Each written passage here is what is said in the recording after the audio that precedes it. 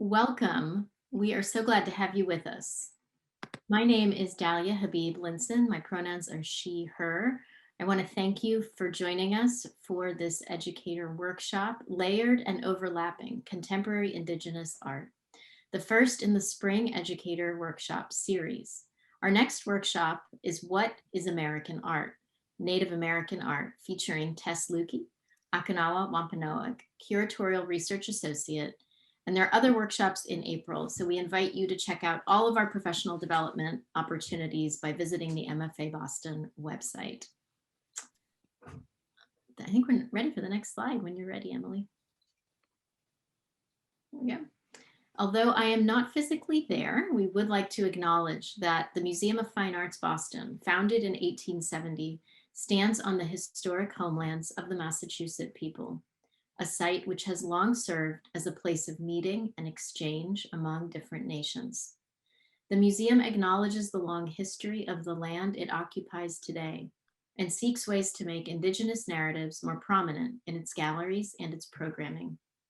We can all learn more about the Massachusetts people who continue to be stewards of this land by visiting massachusettstribe.org.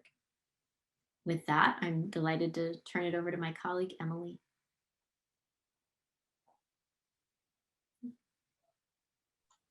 Hi, I'm Emily Scheinberg. I use she, her pronouns, and I am the head of educator and professional development at the Museum of Fine Arts Boston. We are really delighted to have you with us tonight, and I want to take care of a few housekeeping things. We are going to be recording this workshop and may be uploading it in the future. Portions of the program will feature the participants, though most of the time it will focus on our speaker. If you do not want to be featured, please do turn off your video and mute yourself. We will certainly let you know when the recording becomes available should that happen. We also encourage you to visit our YouTube channel, which will send you a link to after the workshop to see other workshops that are currently available there. I also wanted to tell you that there is a transcript and closed captions available through Rev for Zoom live captions. To enable closed captions, as you see on the screen, you can go to the bottom of the Zoom window, click that little up arrow next to closed captions, and then click show subtitle to start displaying those Rev live captions. During the presentation, we will be using the chat for questions, and there will be a time for Q&A at the end. In the middle of the workshop, we'll also have a breakout activity. I just want to thank Marina as well, who's about to be introduced, for presenting this evening, and we'll turn it back over to my colleague, Dahlia. Thank you so much, Emily. And as all of us know so well, none of this work happens without a tremendous amount of team effort at the MFA. So we also want to thank our colleague, Sophia Walter, for her extraordinary technical and organizational support for today's program, as well as so many others. So we encourage you to please feel free to write into the chat if you should need any help today. As this slide demonstrates, we have, this is sort of our roadmap for our afternoon together, where we are going to have a terrific presentation. We will take a little bit of time for a breakout session in which we will work on a little activity. And the second part of the presentation will have some time for questions and answers, as Emily suggested, and we will close out with a very important part of our time together, which is a survey. We really welcome your feedback on this workshop, as well as all of our online programs. Your input is really critical in helping us to shape future programs. So we encourage you to stay on with us, and we will put the link to the chat, to the survey, excuse me, in the chat at the end of our program today. I guess, could we have the next slide for our, actually, do we have a slide that perhaps has the funder information on it, Emily? Okay, before we begin, I would like to take a moment to acknowledge our funders. Expanded teacher and student resources are supported by Arbella Insurance Foundation. Educator workshops are also presented with support from the Rab Goldberg Connors Fund for Teacher Resources and the Louise O. and Robert F. Levin Fund for Innovation in Teaching, with additional support from Sharon A. Miller. It's now my great pleasure to introduce our awesome colleague and speaker for tonight, Marina Tekinko. Marina Tekinko is a curatorial assistant in the Department of Contemporary Art at the Museum of Fine Arts, Boston. Based in Providence, Rhode Island, she has taught an introduction to contemporary Indigenous art at Brown University in 2019 and 2020. She is a Chamorro Scholar of Global Indigenous Art and a PhD candidate at the University of Pittsburgh. Her dissertation examines embodiment as a strategy of 4 contemporary Indigenous artists from Australia, Canada, and the United States. And if we were all together, I know we would give her a rousing round of applause, but we're so lucky to have you with us tonight and certainly on staff, Marina. So it's our great delight to introduce you and invite you to share your screen. I'm sorry, you're not going to do that. Emily's going to advance slides for you.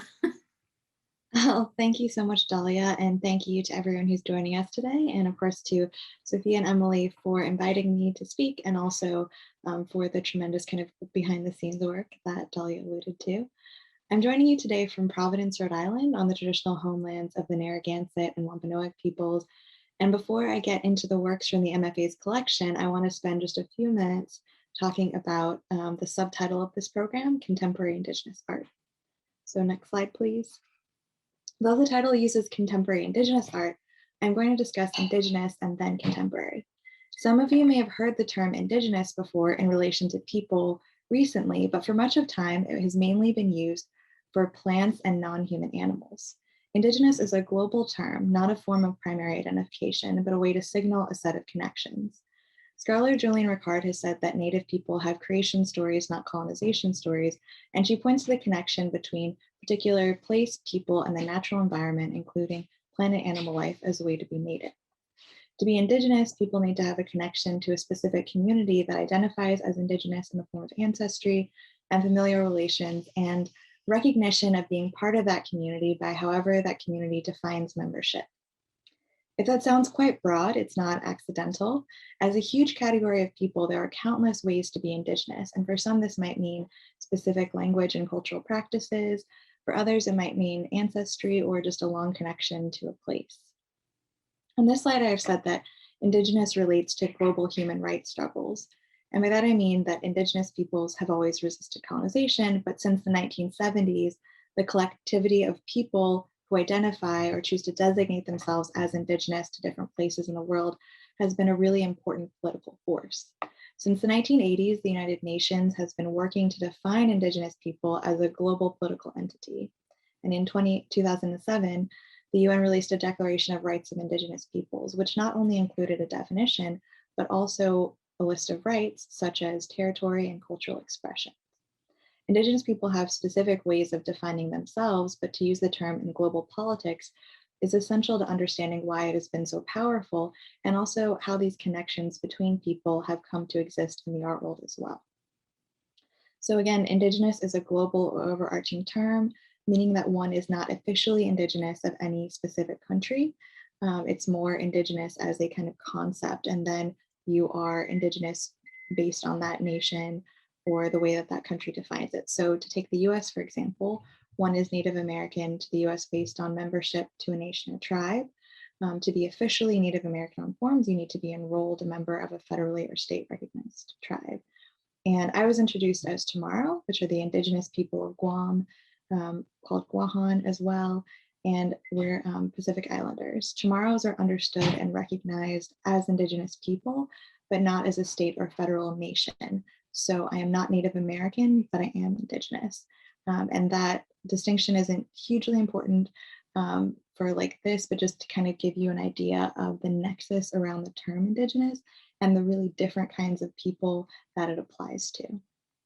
So to summarize, Indigenous is a term to designate people who identify with an Indigenous people, who trace their family or ancestry in relation to this group and have a deep connection to place. And again, to use myself as an example, being from Guam, there's a deep sense of time related to the story of the island's creation, and also to understanding my family as being from there, related to this creation story, not going there at any time in the span of our memory.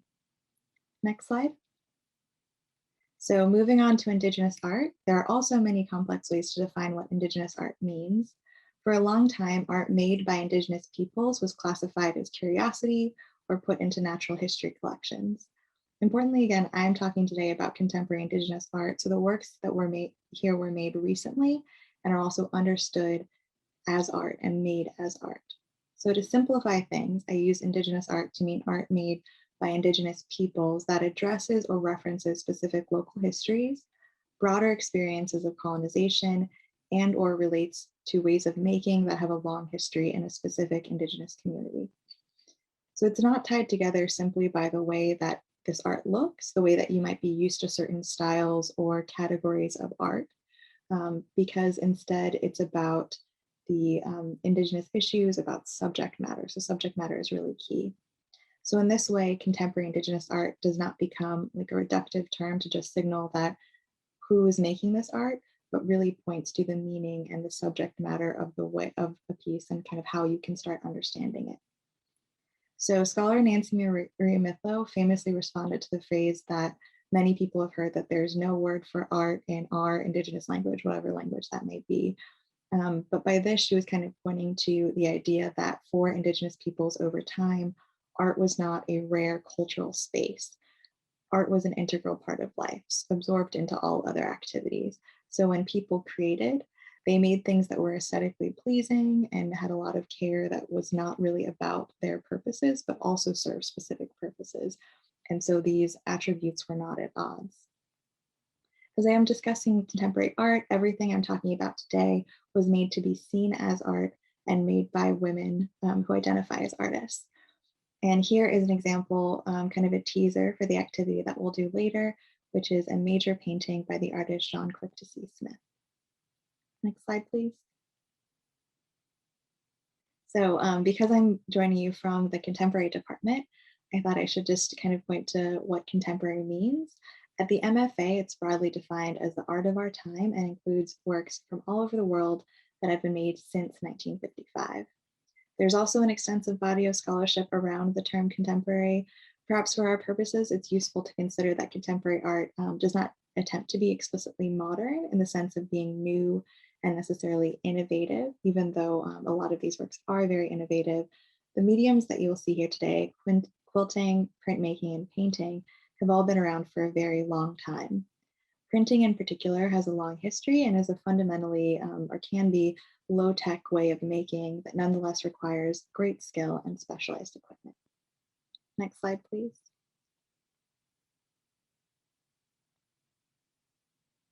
And so part of understanding what Indigenous means is thinking about the land that you're on and whose land it is, not just in terms of current ownership, but thinking about deep connections to place and ancestral ways that land and people are related to each other. So if you're interested in learning more about the original people of the land you're on, I think you've heard a lot of the local tribes being mentioned for Rhode Island and Massachusetts tonight. But you can always kind of start with this resource that was developed in Canada by non-native researchers, but is a really good kind of starting point, native-land.ca. It's not always accurate, but it gives you a way to kind of understand and point to the groups of an area, and also, as Sophia did in the beginning, links to their tribal websites where they have their own history. So then you can kind of learn about the place that you're on from the people who are from there. Next slide.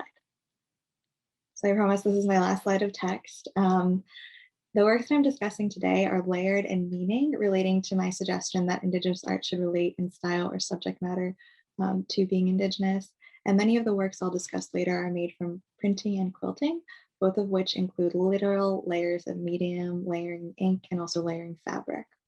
And overlapping points to how these histories are not just Indigenous histories, but as kind of the next program in the series by Tess Lukey points out, that these are also national histories, and that contemporary and the historical overlap in really interesting and specific ways in these works.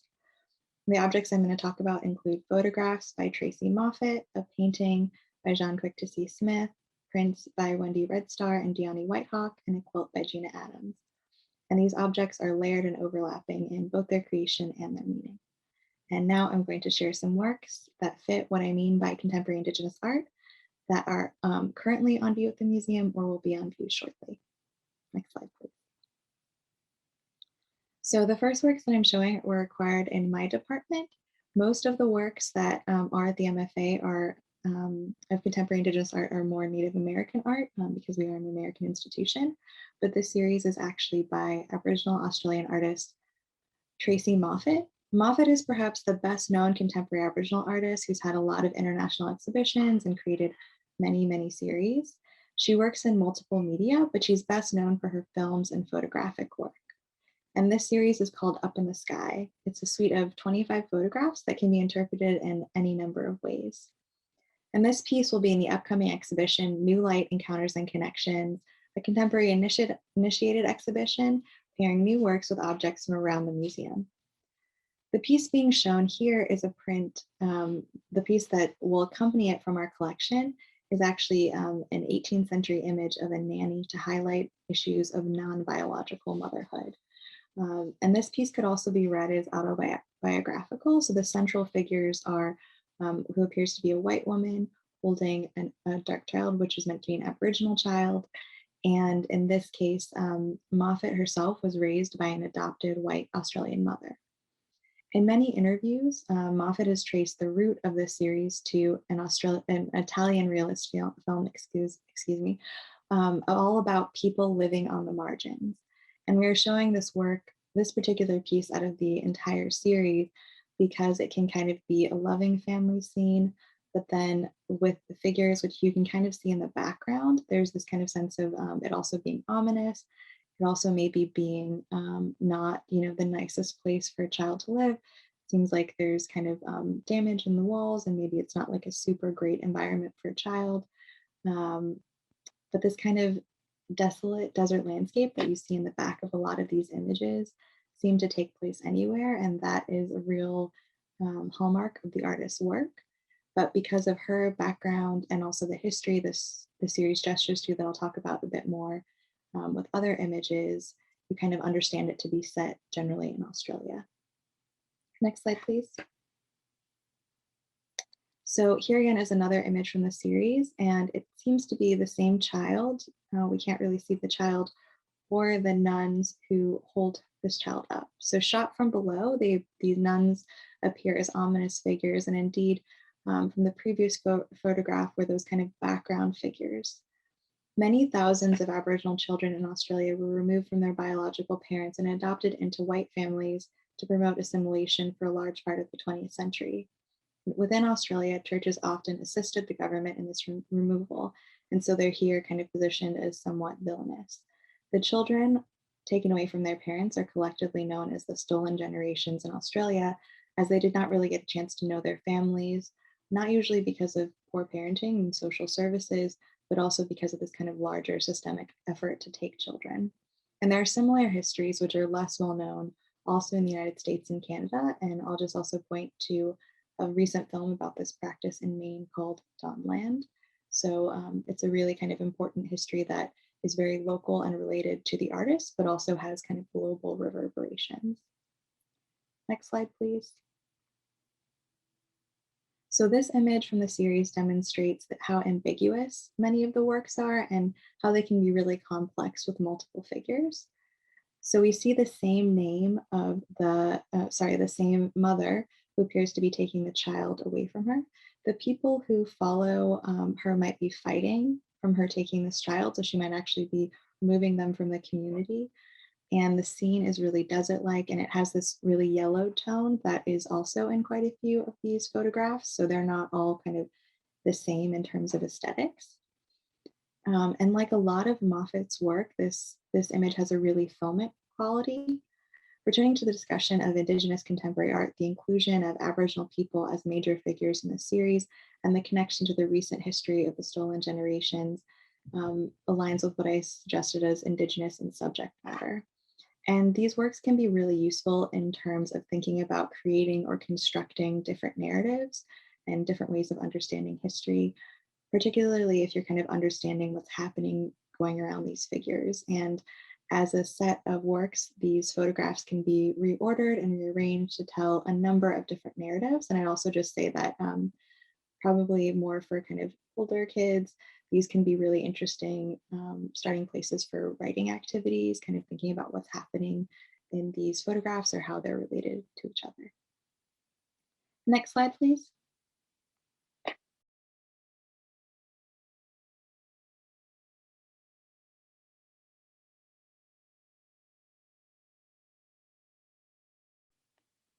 So I'm now pivoting quite a bit to a work by Native American artist Gina Adams, who's best known for her treaty quilts. This piece, Treaty Quilt with the New York Indians, 1838 from 2016, is currently on view as part of the exhibition Women Take the Floor with another quilt by Adams. And these photographs are layered installation shots that show how the quilts are made to be seen from both front and back. Adams is an artist of Ojibwe and colonial American descent, and she is a professor of art at Emily Carr University of Art and Design in Vancouver. She works in quilting, sculpture, ceramics, painting, printing, and drawing. So again, this piece is from a large body of work called the Broken Quilts series, and Adams has stressed the importance of reading and knowing treaties, and also she's done performances for years of reading these treaties while wearing her quilts. So why quilts? Fabric, specifically calico in the US, was one of the most important treaty items and was often included in treaties as part of the goods that the US government would give to different nations. Quilts are also such an iconic American object because of the country's long history of producing fabric and women making quilts. The upcoming exhibition, Fabric of a Nation, American Quilt Stories, will open this fall and examines how quilts have been emblematic of many histories, narratives, and communities in the US. So as the date of the treaty attests, this treaty was made in the 1830s, nearly 50 years after the Revolutionary War, when Native tribes of New York, including the Six Nations, sided with British or revolutionary forces and then had to kind of renegotiate their lands. So you can think of these treaties as kind of also happening after or on top of other renegotiations of territory because of the American colonies. So this treaty has also been called the Treaty of Buffalo Creek, which was an attempt to basically really greatly limit the scope and the space of the so-called New York Indians. The treaty was officially signed into law in 1840, but has a complex history of its time, as many people acknowledge that the Seneca people in particular who signed on to this treaty were coerced into signing it. So it wasn't really made by two groups wanting to make a treaty, which sometimes happened, but instead was really unfavorable to many different nations that were part of this kind of larger group of New York Indians. Treaties by the US were made between the 17th and 19th century, and so this is kind of just a really ripe area for a lot of different study and also art making. And when this treaty was signed in the 1830s, one of the two most important political parties at the time, the Whigs, were really sympathetic to Native peoples and didn't necessarily all want to, remove them from the lands, but they also recognized the kind of importance of local voters. So this was a situation where this treaty kind of moved ahead because of politics at the time. So speaking of the importance of this series, Adams has said that we need to know what these treaties hold.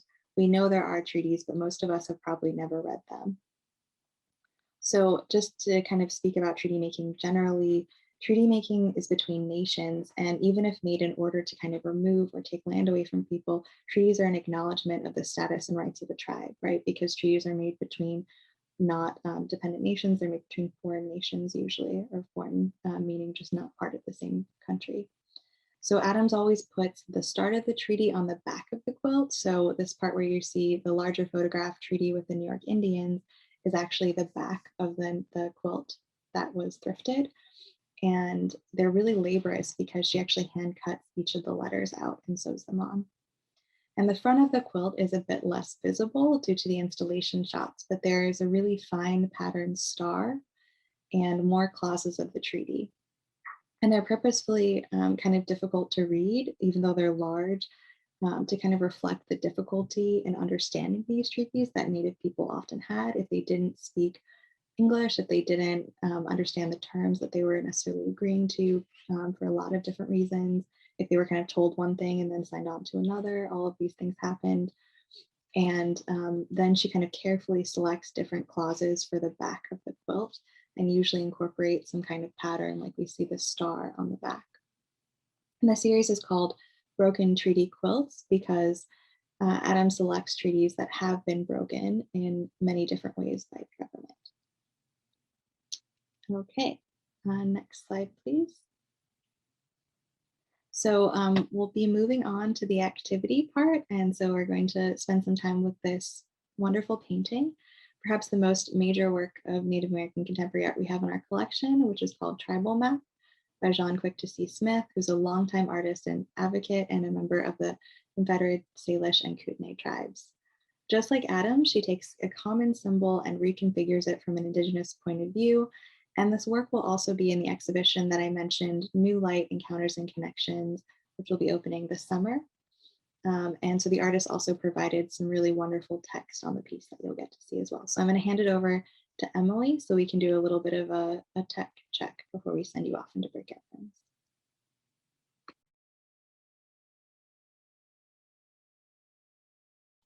Hi, we're about to paste into the chat the link that you'll be using to look at that work of art with a small group. I think Sophia is just about to do that. There you go.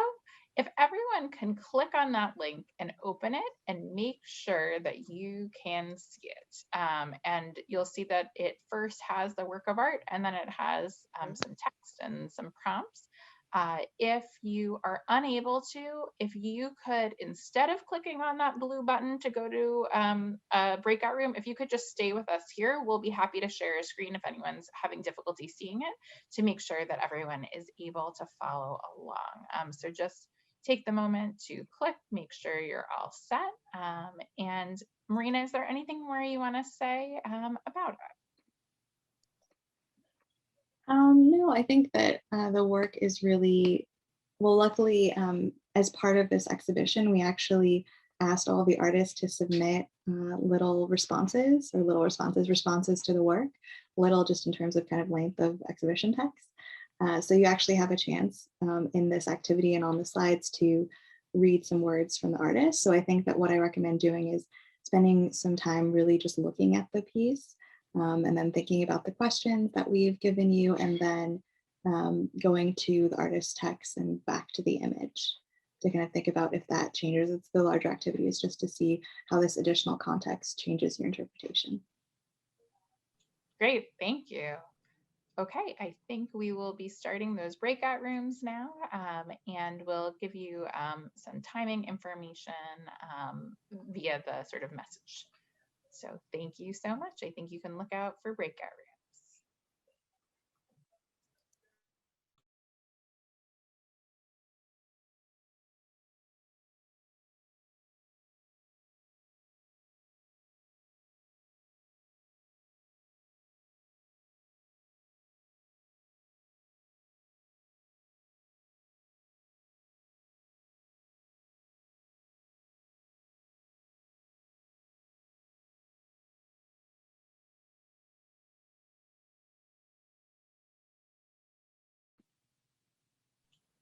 I'm going to share my screen in just a moment, and will, for any of you who are here, some of you may just be on phone, but anyone who is here who would like to stay, Marina, you can feel free to turn off your video for a moment, and those of us who are here can do the activity together. Just give me one moment. I'm going to just make sure we have the timing all set, and then I will share my screen with you. Okay, let's see here.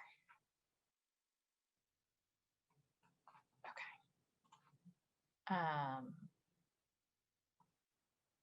And I'm just going to send, oh, actually, Sophia, if you can send a message to the breakout rooms to just let them know that they'll have about 10 minutes to go. Actually, I think we could do 15 even. Why don't you say there's 12 minutes left for the breakout rooms, if you can send a message saying that. Thank you.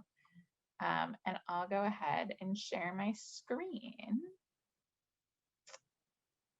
momentarily.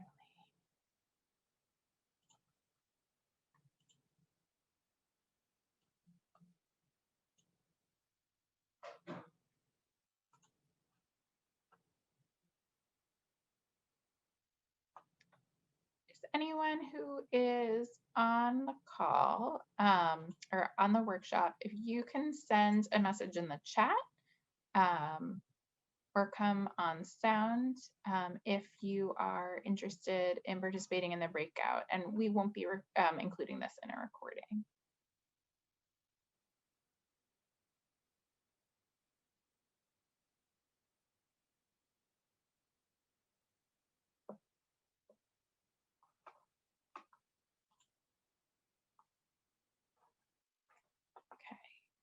Think, then I'm going to actually stop sharing and I'm going to pop into some of the other breakout rooms.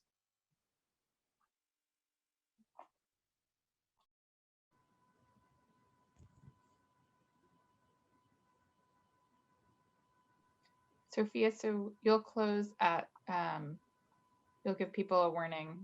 We said 12 minutes, so at like 45. Okay, great, thanks. To end at 45, great.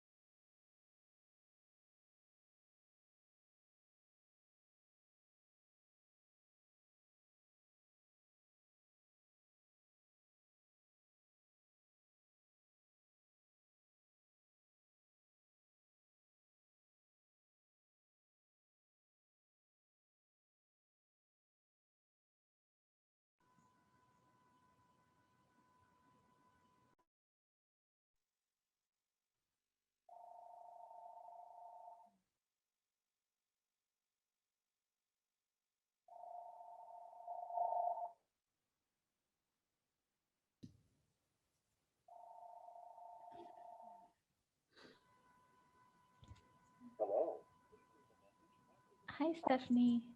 Hi. Have you just arrived? Yeah, I'm sorry. I was on No. another Zoom. That's okay. I can just wait and participate with whatever comes later. Thank you for joining us, and not to worry at all. I am going to send you in a private message the breakout activity that people are looking at, Okay, thank you. so you have it as a reference. So will it come up in my chat or? Yes, Okay, I will thank find you. you in the chat. I had a class on the Civil War and it was supposed to end at 4 and they just kept talking and talking. Oh my gosh. It seems like a good thing if students keep talking. That's that's good. And I'm jumping in a little bit late, but does Stephanie have the link and is going to join a breakout room, or should Stephanie and I join one together maybe? Or are you interested in staying here, Stephanie? I don't know what you guys already discussed. If I click on this, will I lose everybody though? That's the only thing I'm concerned about. If I click on this link, that's what you want me to do? Yes, it should Okay. open in another window. Okay. And you'll be able to come back to us in Zoom. Okay. All right, let me just move this out of the way. Okay, great. I've got it and I'm going to read it. Sounds good. Great. Do you, Sophia, do you want to have me pop into another breakout room and then maybe Sure. Stephanie and I could both go? We're welcoming one more guest. Oh, we've it got more seems. people. So I'll stay here. Yeah, and push somebody in with me. That's fine. Oh, that's true. Right. The group can go together. Texture, how is texture and color been used? Now, should I put myself on mute or? Because we're sort of using this like a breakout room, you don't have to be on mute right here, but once we gather all back together, you Yeah, can. I think a couple people may have joined us. If you want to turn your cameras on and sort of use this as a breakout room, you're welcome to. Hi, Tracy. Hi, how are you? Good to see you. Nice to see you. I think maybe there's a couple other people who are newly on.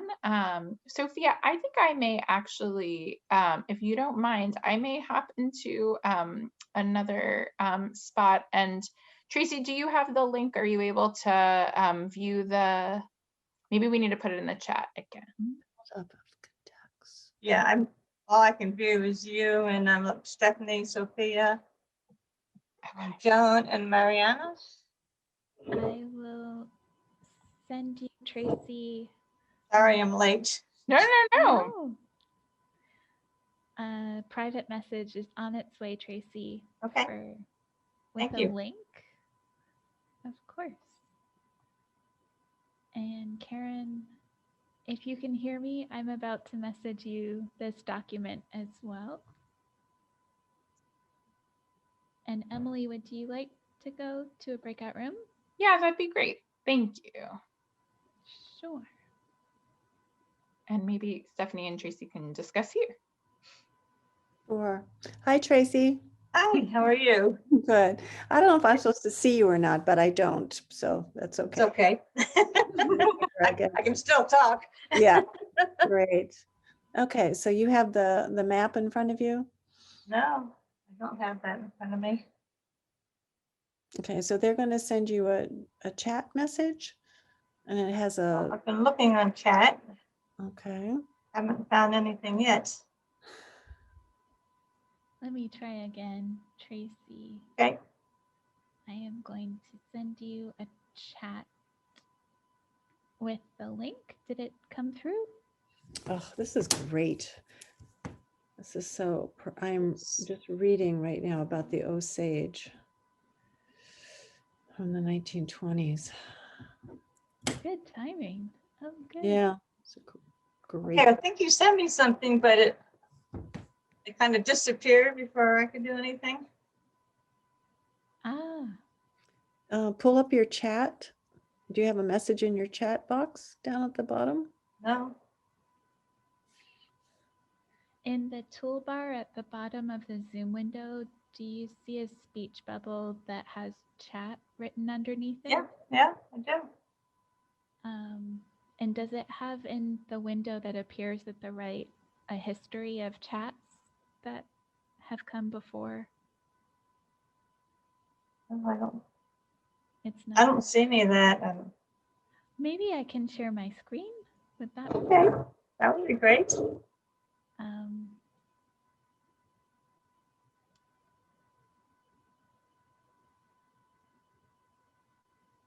Here we go.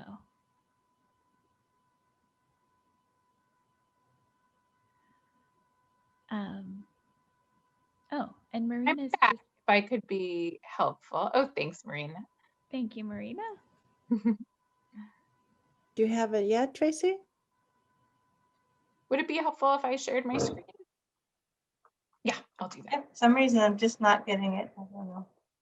Okay, hold on one. I don't want to hold you guys up. No, we're fine. Let me just pull this up. I just closed out for a second, so I need to re-pull up to have the right thing to share. Oops, hold on. And I just messaged people that we'd bring them back in 4 minutes. Okay. Ah, okay. Now I can see the map. Okay, so you're sharing with me too then. Yeah. Okay. All right. Thank you. So you started with breakout first thing this time? Sort of middle thing. You know what? We started at 4 this time. I know the time has varied a little bit, so that's. Yeah, I thought it was But there's 4. a whole other part of the presentation. I So, actually knew that. I was just Sorry. so involved. Oh, no, no, that's. was it 4 o'clock really? Oh, dear. Sorry. Do not worry. There's a lot of really great presentation left. What we're looking at here is a work by John Quick to See Smith. And take another moment to look. Yeah, I can't move it now. Right. But- So this is what you're thinking about. Mhm. How has text and color been used in the painting? What might the buildup of text, how might the buildup of text convey meaning here? And you can see we talked about what is indigenous and what is contemporary, but we can take a moment to think about any of those things, the words, the paint, Right. concepts Okay. of Well, indigenous. obviously we're familiar with it because it's a map of the United States. And it looks like it's broken down into states. Tracy, you with me? Yep. Yeah. So the colors represent the states, but then there's a lot of writing, which are the names of the different tribes. And they're kind of overlapping, and they really don't respond to what we call states here. No. Oh, they don't correspond. Yeah, that Right. there's overlapping Yeah. beyond them, you're saying. Right. Their borders are not necessarily state borders. Yeah. So what time does this map date from? You know, I heard that come up in another group too. I don't think it's, Tracy, do you mean in terms of which tribes and nations are within each of these locations? Well, we all know there was the Long March where they took Yeah. Native Americans from, I guess, the southeastern part of the country. Yeah. You know what? I think you should let Tracy read the paragraph because that will help answer that question. Okay, so let's scroll down here and look at This is what the important. artist has said. Yeah. Okay. So It's a living it's map of contemporary. tribes that exists today. Okay, well, that answers that. Yeah, and I was going to say it's not every tribe that appears on the map, and the artist explains that here. That is amazing.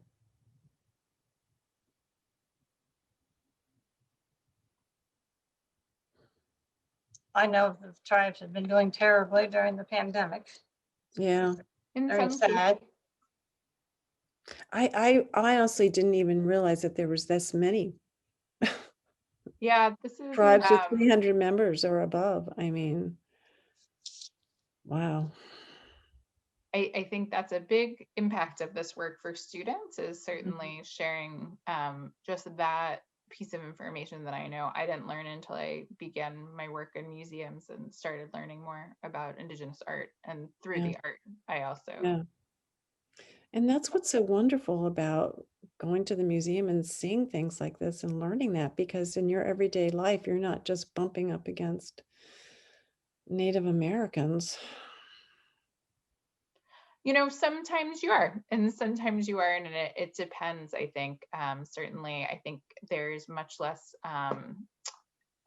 visible presence in the sort of mainstream in this area, but there certainly are actually a lot of Indigenous people who live here today, but it's not the presence that there are of places where there are specifically reservations and just sort of a more prominent in the political spectrum. But that's something we're trying to make very visible.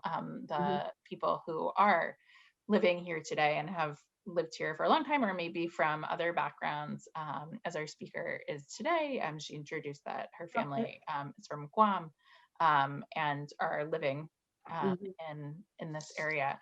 It's actually time for our breakout rooms to come to a close. So I'm going to stop sharing for a moment. Oh, and maybe people are about to start. Some of us just decided to come back because it was the time. How very responsible of you, Laura. Well, we were on the fence, but hi. I think Sophia. Sophia's gonna bring folks back. Thank you both, Tracy and Stephanie. Thank you. Thank you. Yeah, Yeah. made it work. Sorry, screwed up on the timing. No problem. Just want to say thank you. I have to run to another meeting. This is really valuable. Thank you.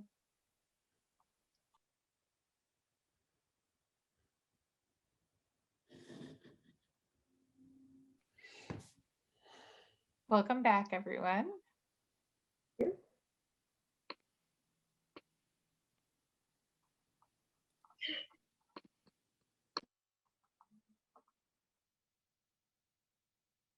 See, in just a moment, we'll turn it back over to Marina, and Marina, do you want me to start sharing my screen again right away, or do you want to Well, I think would it be useful to have have the everyone work be up? able to respond? Yeah, I don't know if you want, I think you're right. maybe we want to see each other.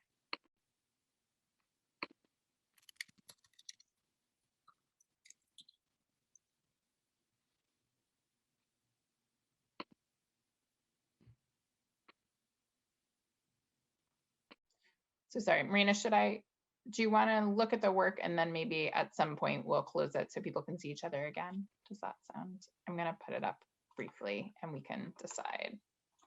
Yeah, I think maybe it's useful to look at it while we're talking. Great. And I think, I don't know if you have speaker view on or however you're all individually watching this program.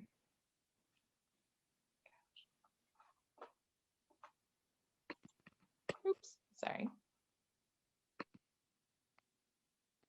Oh, Emily, I did put it back right before the next slide that I'm talking about.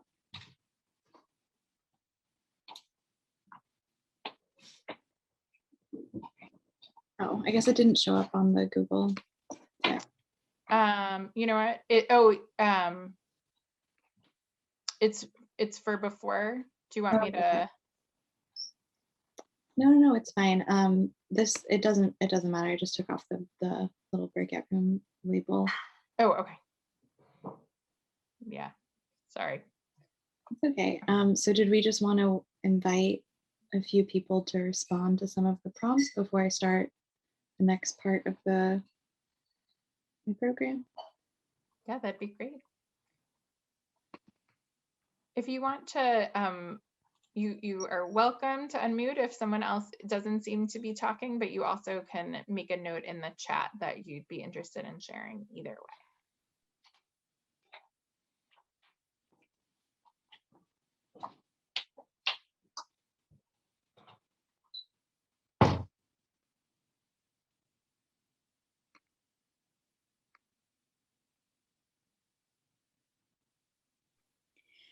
I'll share something first. One of my favorite things about this piece has always been the sheer volume of text on it, and how absolutely like close grouped a lot of it is, and how that volume of text on this map is actually a really great indication of the volume of tribes within the United States. And yet they're covered with paint in many instances. And so it also riffs on the invisibility of many of these communities as well. Great. Thank you so much, Tess. So thinking about this map is just really being, especially if you were to see it in person, which you can, starting this summer at the museum, there's just such a great volume of text, and that so much of it kind of, especially on the kind of coastal areas, seems to almost disappear into the background, so that it's difficult to read, but the words are all collaged on there so that they can be read if you were to view it in person. And there's a great volume. So this kind of just expresses the diversity and presence. If we're thinking about tribes of more than 300 people, kind of all over the United States, or all over the contiguous United States.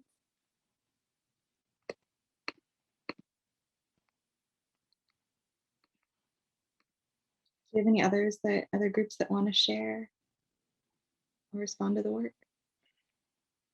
Share a question or thought in the chat? Yeah, I have something to say. Great. I don't know if you can hear me, but we found interesting states like Texas and Florida and Illinois and all those states that have not much in them. And so not much text in them. And so it begs the question, why is that? Which is just an interesting question to explore. Yeah, so Beth pointed out that there are some states that just really don't seem to have any names. And actually, what's really kind of interesting about a lot of the works that we chose is that, you know, all of this land was previously occupied. There are groups and tribes that are not all of it. And John Quick to C. Smith really went by a list of recognized tribes, which is a much smaller list than of kind of everyone who associates with the tribe. And also there are a lot of rules, which I kind of alluded to in talking about the word Indigenous and the idea of Indigenous, that a lot of these memberships are governed by the federal government. And there are a lot of specific rules to how a tribe can have status. So it's not necessarily that there are no groups that would identify as Native or Indigenous in Texas, or very few. It's that there are very few that have recognition. So it tells a political story. I mean, in addition to the other stories, there's that whole issue of recognition. Yeah, political, historical, you know, it's a lot of kind of things embedded in whether or not there are these layers on the map. So that's kind of, again, to the idea of layering that is here also present in the way that this work is made. My group touched on this as well. And I went to school in Ohio at Miami University, which is in the southwest corner near the Indiana and Kentucky border. And it was named after the Miami Nation.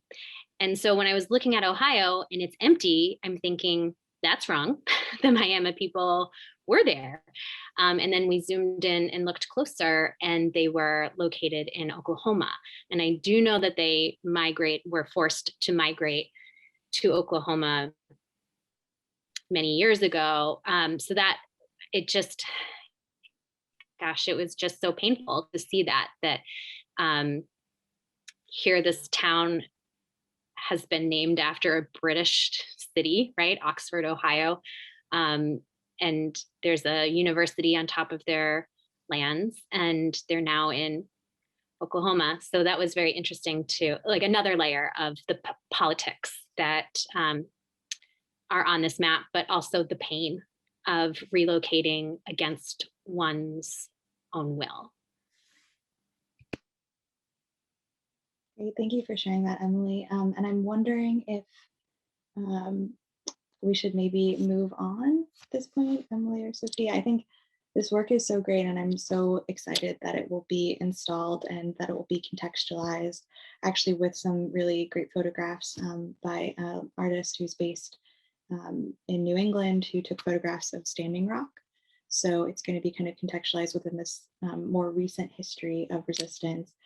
But as many have pointed out, it points to a lot of political histories, a lot of pain as well, but also a lot of survival. If you think about, just as Tess pointed out, the kind of great number of peoples who are still here and still on this map, and the many more that aren't represented if they have fewer than 300 tribal members.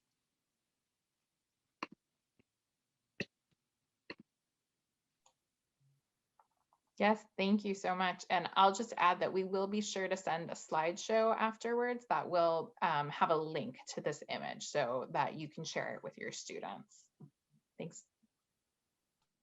And so I'll just also point to John's comment in the chat that this is a contemporary artwork. It is a contemporary artwork, but it also references this kind of contiguous US map, which I'll point out leaves off Alaska, Guam, and Hawaii, and Puerto Rico, or no, not Puerto Rico, but it leaves off like a lot of territories. Alaska's huge state, right? So there's also things that are missing if you just kind of take this look of the US map.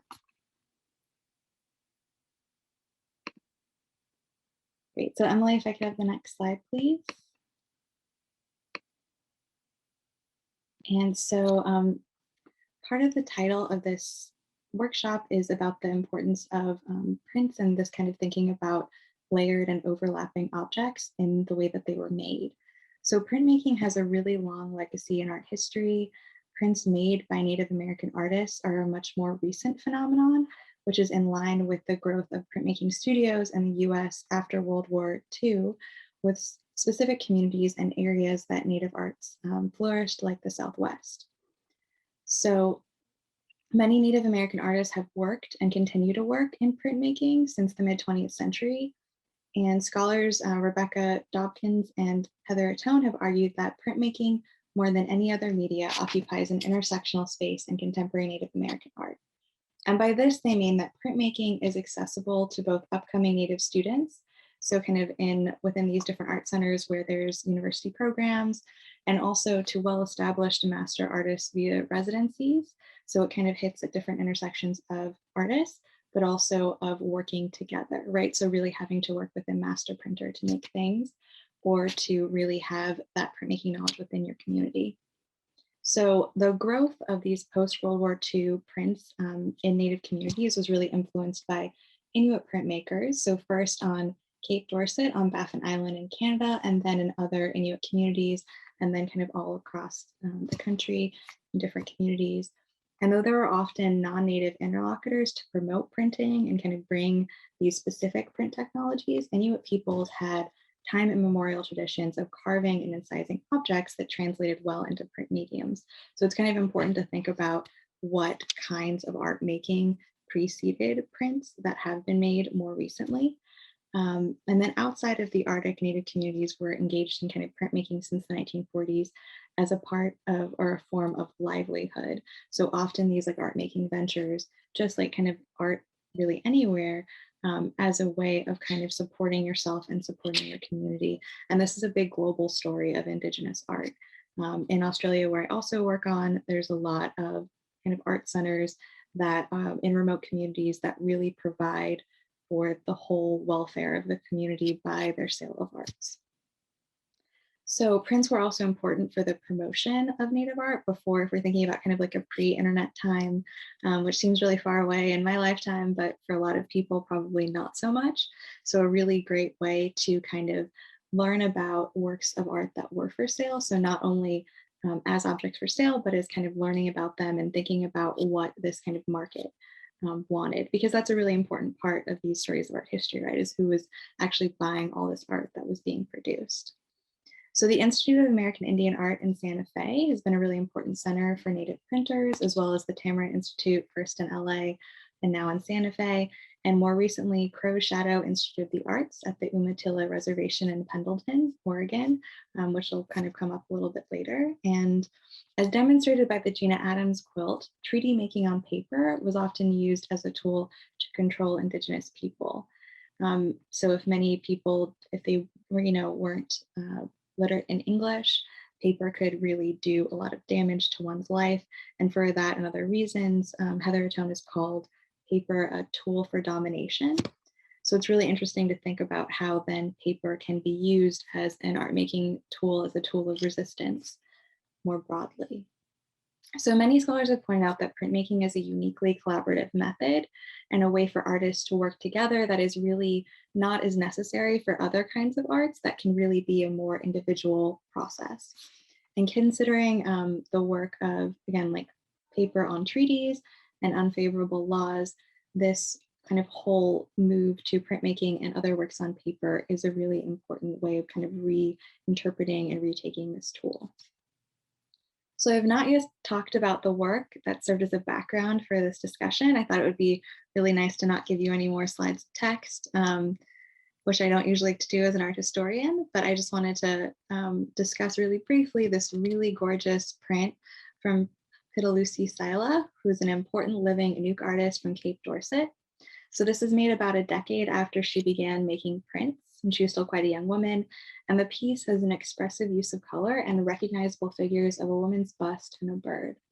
And this work is from the first community to engage in printmaking kind of as a large community effort, as a way, again, to support their community. Sela is a very well-respected artist in Canada and one of the few people of her generation who's totally fluent in English and the Inuit language Inuktitut. And like many early prints from Cape Dorset, this piece is a stone cut. Sela now works more in lithograph, which is a different type of printing. And the split face is evocative of kind of many, or could resemble many forms of modern art that you might see, but has like a different history and trajectory within the community. And the empty background is evocative of many prints of this period. So while this is not entirely representative, it's, you know, a bit more expressive, a bit more interpretive, because it's also kind of 10 years after the first prints that were being made, so a really early print innovation. This work demonstrates the beauty and really expansive, interesting ways that prints were being made that made this Inuit form of printing so popular. And the piece was entered in the collection in 2019. And so all the works that I will discuss are part of the permanent collection of the MFA. And because prints are something that can be more accessible for individuals and also for museums, scholar Heather Tone has argued that the best place for prints to be is at the museum, quote, waiting in perpetuity for someone to discover and write about them. And I'd also say that they're waiting in perpetuity for students to discover them and teachers to share them in their classes. Okay, next slide, please. So this is a contemporary print by Wendy Red Star related to the growth of printmaking by Native American artists. Red Star is an Absaloga artist and mother who grew up on her Crow Reservation in Montana and explores her heritage and historical research in a really broad multimedia practice. Next slide, please. So I mentioned that she's a mother because she often incorporates her daughter Beatrice in some form of her work. And I'm sure as many of you are teachers, you might also be parents, and that, you know, this kind of use of her daughter in her work was first out of necessity as a kind of working mother. And this work in particular is included in an exhibition that I've already mentioned, Women Take the Floor. It's currently on view, and it has called Absaloga Feminist #1. It's the artist and her daughter. And she made a lot of the objects that are kind of on the background and around her, as well as her clothing. So it really demonstrates the kind of broad range of her practice. Next slide, please. So Red Star made this work at Crow's Shadow Institute of the Arts in Washington State, where she's done multiple residencies. And as an artist based in Portland, Oregon, it's very close to the Crow Shadow Institute of the Arts and also the Yakima Nation. So the title of this work, Yakima or Yakima, not for me to say, is a reference to how the tribe changed their name in the 1990s. And Yakima was written on the treaty, and it's also the name of the nearby Yakima River. Yakima is closer to how people from the Confederated tribes and bands of the Yakima Indian nations pronounce their names. So it's just a subtle difference of an I versus an A, but it really reflects, you know, much better how the tribe says their own name. And so the print includes a historic photograph overlaid of a pattern that resembles a Pendleton blanket as the background. Next slide, please. So the Pendleton Company is based in Oregon, and Pendleton blankets are given by many Native American tribes and groups as gifts. They're involved also in different ceremonies sometimes. So Pendleton is a non-Native family-owned company with a long history of trading between Native peoples. And because Pendleton had outposts near, among others, Navajo, Hopi, and Zuni nations. So from the 19th century, these blankets have continued to be important trade goods between Native peoples. And as Wendy Red Star sometimes makes art in her home, they're also sometimes the background of other works in a more literal way of something that she's sitting on or placed beside her. And this background really closely resembles the pattern of this Brave Star Pendleton quilt, which includes crosses that symbolize stars and the red and white stripes of the American flag. And because Pendleton is important to many Native communities, there's a strong theme of pan-Indianism or pan-Nativism in this work, and also an acknowledgement of difference. So Red Star is offering that she has no role in deciding the names of other tribes, as she's Absaloka, not Yakima, and not part of this community. Next slide, please. So at the foreground, if maybe Emily can kind of circle that car, it appears to be a store that's kind of popped up out of someone's car, pre-1990s, because the sign says Yakima, not Yakima, with a beautifully patterned objects in these kind of diamond styles that look like traditional Yakima painted bags. So originally they were painted and they've kind of been made with other materials. And Red Star is taking pieces that kind of reflect her sense of being a contemporary Native woman who's possessed these Pendleton blankets that can serve as a backdrop for other images, and also understanding the history of local tribes that are really close to kind of where she's based and where she works, and shining a light on those like changing histories. It's a really visually interesting work as well. And I think ultimately Red Star explores a community nearby the place she made in her current home, and uses these kind of different contemporary techniques of the layering these historic photographs, but then the more low-tech kind of form of printing, lithograph printing is pretty old process, and really thinking about how all of these things kind of come together in this work that I think is very interesting. Next slide. So the final set of works that I'll discuss were kind of the inspiration for the larger program. And this is a full suite of prints by the Sichengu Lakota artist, Diani Whitehawk. Whitehawk is an artist, curator, and arts advocate, and she was trained as a painter, but works in many media. And this series takes care of them, highlights a major practice of her painting, which is translating three-dimensional elements into painting. So here, there's to be extremely textural dresses that have been made into prints. And as they are part of the print collection, I want to just thank my wonderful colleague Tess Lukey for letting me know of their existence at the MFA. And like the piece we just saw, this was made in association with a print studio, so that the artist is not herself a master printer, but was working with master printers in order to create these really interesting, complex prints.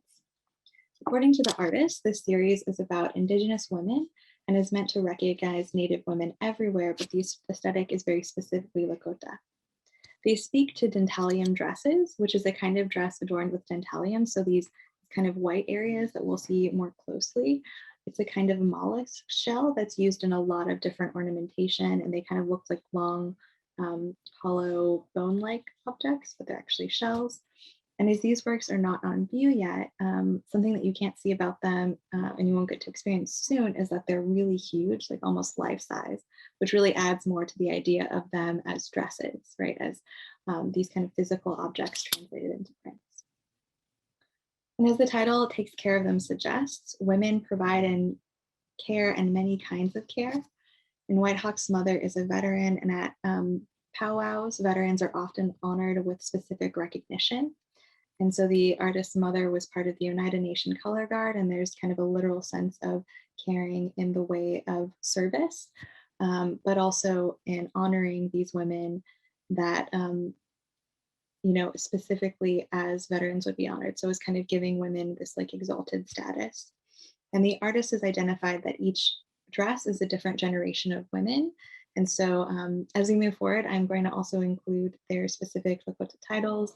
I don't speak Lakota, but I'm doing my best. And also I think it's really important to use the words that the artist intended when we're talking about works of art. Okay, so next slide, please. So each piece in the series, again, has a Lakota title that is Whitehawk's translation of the concept, not just a direct translation. So this first piece, Wowoha Kukia, means lead, and it's symbolized with a blue dress. And this dress is the least embellished, and it represents a kind of grandmother figure who would have had the least ornamental style that would change over time. And it's still really extraordinary if you think about, and I hope that you can see on your screen that the blue back is not just one color of blue, it's many colors of blue. And also there's a really interesting amount of texture that's in that color. And then dentalium yoke is really large. And so like if you were to see one of these dresses, we don't have one in the collection, but they really take up kind of all the way down to like your elbow crease. And they really are fantastic, interesting objects.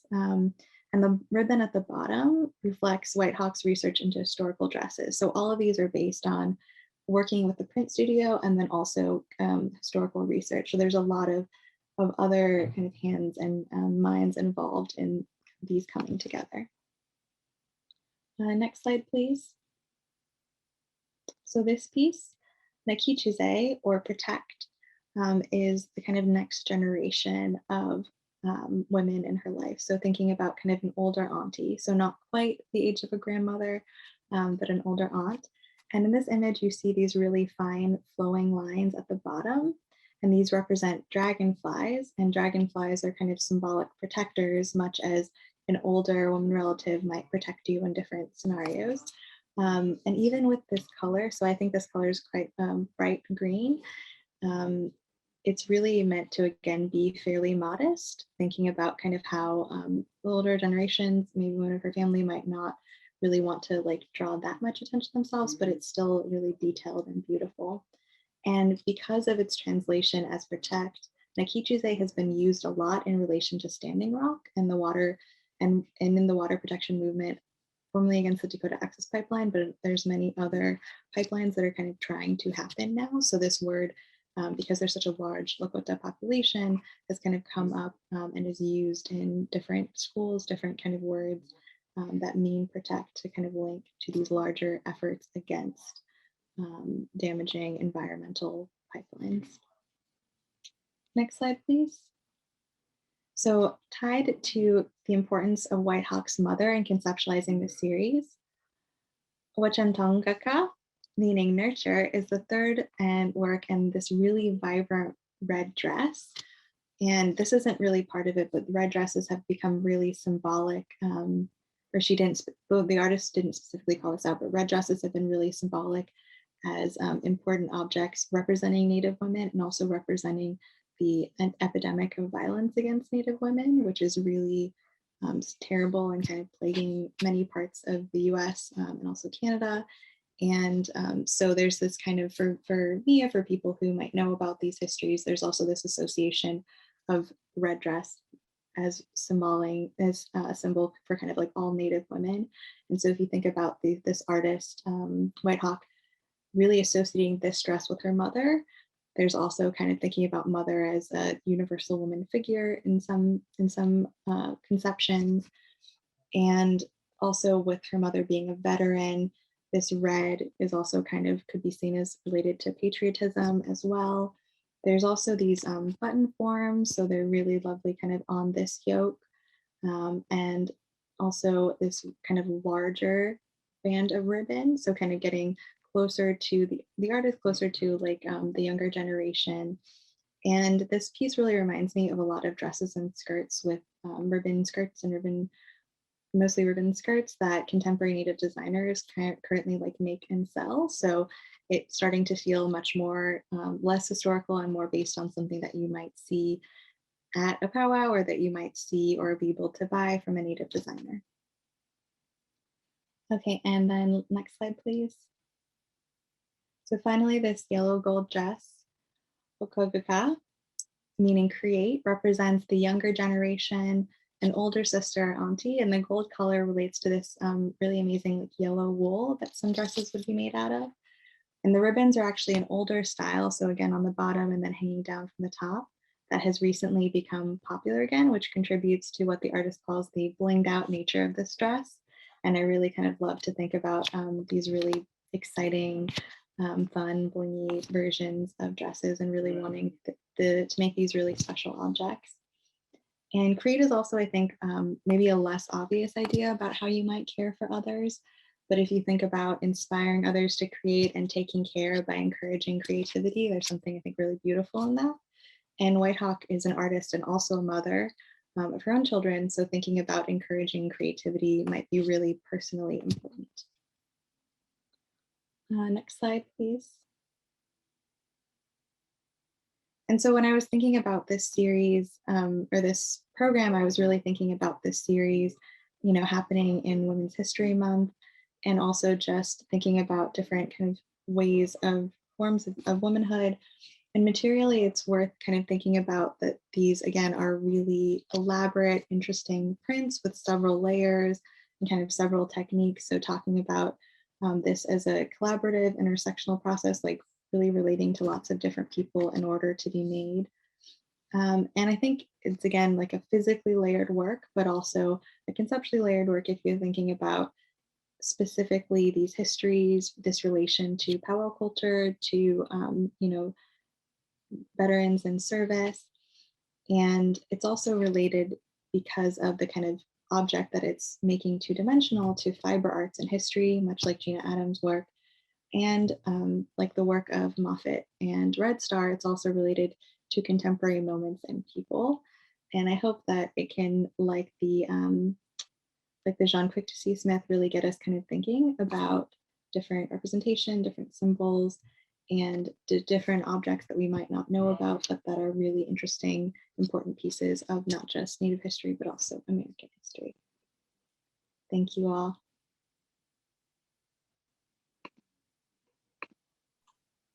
Thank you so much, Marina. I really thank you. Thank you so much, Marina. Some of those works are new to me or were new to me as you were putting this together, and others I have come to know a bit better, and it just was really wonderful to have your insights, and I hope will provide teachers with sort of enough to give you that background that you feel like that you can introduce them to your students and can look to other resources that either we've sent you or that you can find elsewhere to really provide a rich discussion about Indigenous art, Indigenous peoplehood, and that history as well. And the idea of the layered and overlapping certainly is something that we can carry forward. I want to open up the floor now for some questions. And I think, again, if someone wants to unmute, you can, and you can also, will be looking in the chat.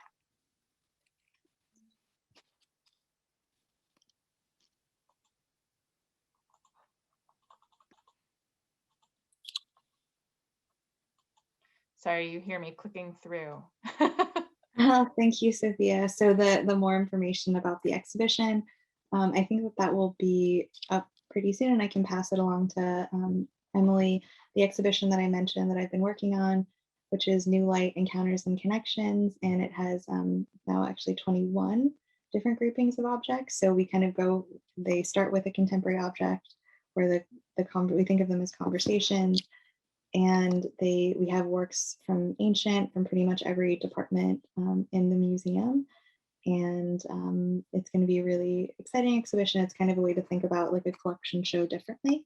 So starting with the contemporary works, but then really working cross-departmentally at every level. And we should have more information about that on the website soon. It's not quite live on our website, so you're hearing it here first, and we'll be sure to make sure that you learn more about it. Other questions?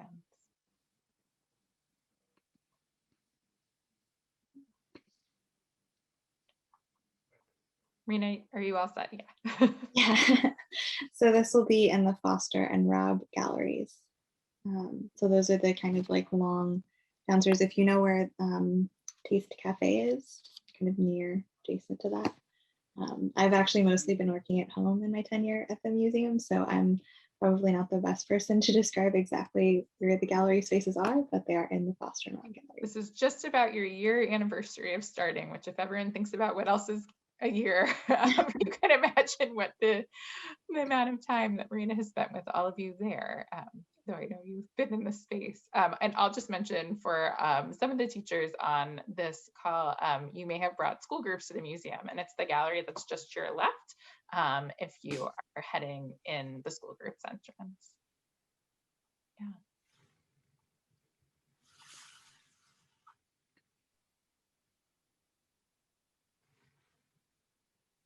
I just wanted to say that I found this absolutely fascinating, and thank you very much, especially for kind of going through and explaining some of the significance of some of these layers, because to me that you can look at something again always, and you can appreciate it for what's there, but you don't have the background as much, and having the talk through is even better than having something on a placard. I appreciate this a lot. Thank you.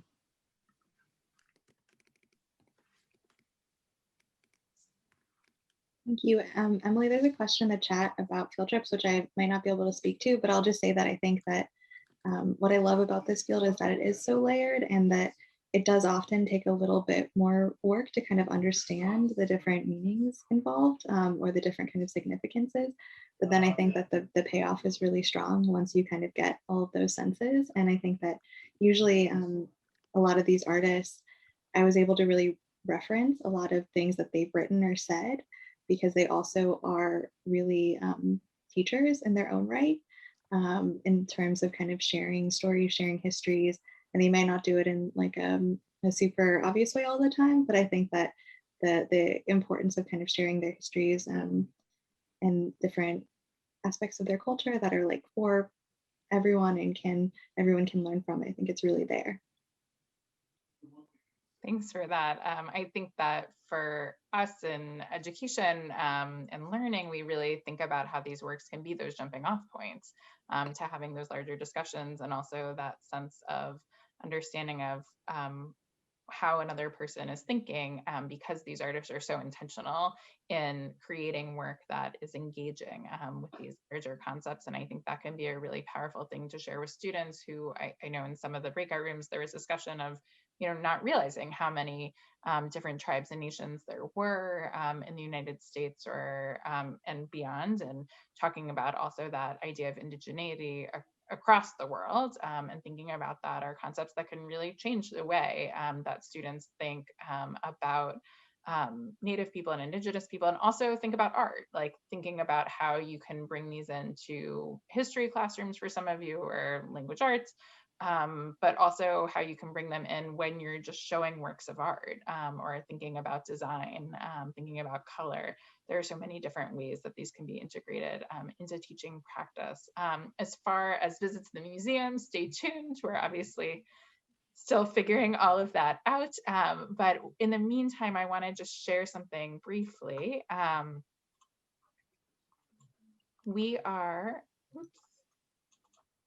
We have a new project that some of you know about, a new initiative called Art Finders, where you can actually write to us. There's a form, we'll put it in the chat, and tell us what you're teaching about, and we will send you a slideshow of works of art to incorporate into your teaching. And we've created one based on actually a request we received from a couple of teachers, but also to go with this workshop, featuring some works of contemporary Native American art. These ones are specifically from North America.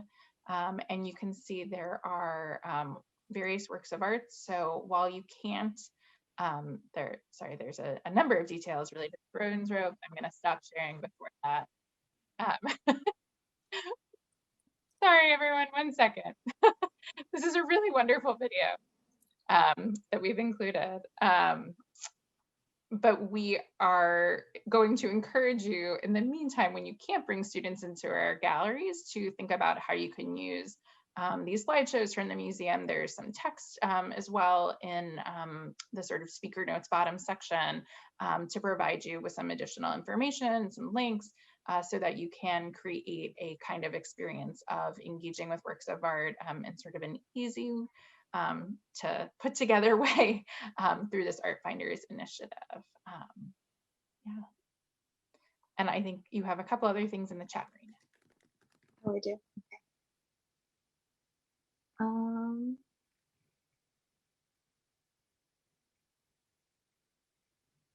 Okay. I guess if you just want to say more, I see this sort of Indigenous and contemporary intersection, and that idea about speaking their own truth. I don't know if there's anything you wanted to add to that or respond. Yeah, so I think we also, I'm not sure if she's still here, but we have my colleague Tess Lukey, who I've shouted out a few times, who's an Art of the Americas. And I think what's really kind of exciting about this kind of work is that there's not, in the contemporary Indigenous art, there's not really the questions of like whether or not this object was meant to be viewed by the museum. So often a lot of objects are kind of what I'd say was like safe, but there's actually even kind of a push to call, non-contemporary older objects belongings, not objects, because they really are so important to communities. And so there's being able to have the artists speak for themselves. So I was recently in another kind of workshop like this where I was more of a participant, and I was told that you never give anyone a voice. They always have a voice, and you can like try to amplify it, but that like giving voice is maybe not a great expression to use because people always have voices. So I think that working with contemporary art, it's not just safe, but it allows you to have more of that back and forth dialogue and really to work with artists kind of on their level, as you would with any contemporary artist. They can speak, they can say that these works were made to be viewed as art. And I think when you get into, there's a lot of historic objects that are also made for trade and also made as art, but there's a lot more questions that you need to ask about how museums got those things, how they've continued to be in museums, who has them now. So a lot of these kind of trickier situations or maybe questionable situations don't really come into play with contemporary art because they're made by people who call themselves artists who want their work to be seen in that way. Thank you so much for that. We have time for one more question if there is another question or comment from the group.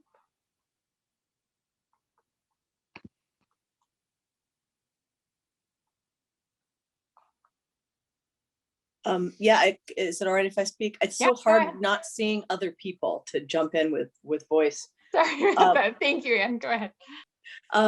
But this was so helpful to me. One of the things that we try so hard to do with our students is to help them to understand that Indigenous people live here. This isn't a story of people who existed and got wiped out and don't exist anymore, and the history is in this very small piece of time. I teach elementary school, and that's something that kids come to us with at a very young age. So to have all these wonderful pieces of art that are contemporary to show and say, here's this artist from this group of people who's created this, and here's something I'm learning that you might want to see in it. What do you see? Is such a really joyous way to have, as opposed to just telling them, no, you don't understand. There's this really fabulous way to enter it into the classroom in virtually any subject area, and for children to engage with it on their own and to understand that there are these people in the world creating this art. So thank you for bringing it to us and helping me to see it better so I can take it to my kiddos. Thank you so much for that. I want to just quickly share information about that next workshop we keep referring to. This is the workshop, that will feature Tess Lukey, whose background is Aquino Wampanoag, and she will be speaking about what is American, Native American art, and focusing on our collection at the MFA and how it is displayed, what is shown sort of intertwined with other art from the Americas, what is shown in what is now a gallery specifically devoted to Native North American art, and will, I'm sure, provide us with wonderful insights as well. So thank you so much. And thank you again to Marina. I want to invite everyone to complete a survey, which I think is about to be popped into the chat. We really appreciate the feedback that you can give us to tell us about ideas you have and comments you have about today's session and what you would like to see in the future. We will be continuing to do some of these sessions online right now, and we are just really excited to continue to have educators' involvement with the museum. We also do have a whole host of other programs that you can find on our website. We also have distance learning programs, so I really encourage you to learn a little bit more about what we can offer. We know it has been a truly incredible year for educators, and we want to continue to be a resource for you. And again, trying to find some ways to make things a little bit easier and also a little inspiring, as I think we found tonight, or at least I found tonight. So thank you so much again for bringing those insights and bringing those ways to share with students really important insights and creativity and incredible art. So thank you. Take care, everyone. Have a good night. Thank you. Thank you. Bye.